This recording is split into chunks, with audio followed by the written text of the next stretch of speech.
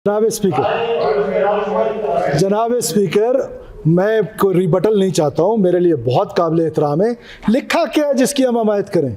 हजूर आप इस पूरे करारदाद को पढ़ें, इसमें लिखा क्या है? हरगा सूबे के कौमी और इलाकाई फोर्स। ये कौमी और इलाकाई फोर्स क्या होती है हजूर? कौन सी कौमी फोर्स है? कोई कबायली फोर्स है? उसके आगे लिखे को बेहतर अंदाज में मजबूत किया जाए। एग्रीड जी, मजबूत करते हैं। कब हमने कहा कि हम इसको मजबूत नहीं करते?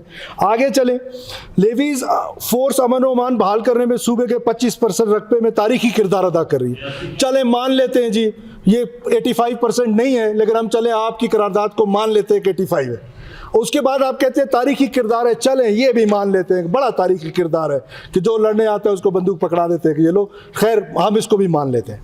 आगे चलें, उसके बाद आप कह रहे हैं कि वज़ीर आला बलूचिस्तान के ऐलानात और हुक्म के बावजूद दाखिला कबायली अमूर लेवीज फोर्स। मैं आपको कह रहा हूँ कि लेवीज फोर्स को हम जदीद अस्तवार में लेके जा रहे हैं, उनकी ट्रेनिंग्स करा रहे हैं, उनको वेपन्स टर्की से हमारे एक्स होम मिनिस्टर साहब अभी होके आए हैं, हमारे टेन्योर में वहाँ जाके एग्रीमेंट करके आए हैं। हम उनको टर्की से वेपन्स लेके दे रहे हैं, बुलेट प्रूफ जैकेट्स लेके दे रहे हैं, APC गाड़ियाँ लेके दे रहे हैं, रॉकेट लॉन्चर्स लेके दे रहे हैं, मतलब उनको भारी हथियार लेके दे रहे हैं। पता नहीं कैसे ये मजबूत होगी। उसके बाद वो फिर लिखते हैं कि लेवीज फोर्स को लिहाजा ये ऐवान, आप खुद इस पर गौर करें। मैं तो इतनी डिटेल में जाना नहीं चाहता था, आपने मुझे मजबूर किया कि मैं उन डिटेल में जाऊं। लिखते हैं लिहाजा ये ऐवान सूबाई हुकूमत से मुतालबा करता है कि हमारी कौमी फोर्स, फिर वो हमारी कौमी फोर्स। हजूर इन अल्फाज को तो आप कॉन्स्टिट्यूशन के अगेंस्ट जा रहे हैं। क्या ये असम्बली कॉन्स्टिट्यूशन के अगेंस्ट कोई करारदाद पास कर सकती है? उसके बाद जी कौमी फोर्स को ख़त्म करके B एरिया को A एरिया में शामिल करने को फौरी तौर पर रोकने के लिए अमली इक़दाम उठाएं।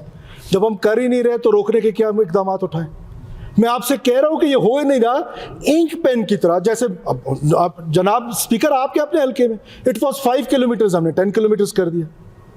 बाकी कहां पर हो रहा है? ये तजवीज़ आई है, जैसे मैंने बताया honourable members, I don't want to take their names.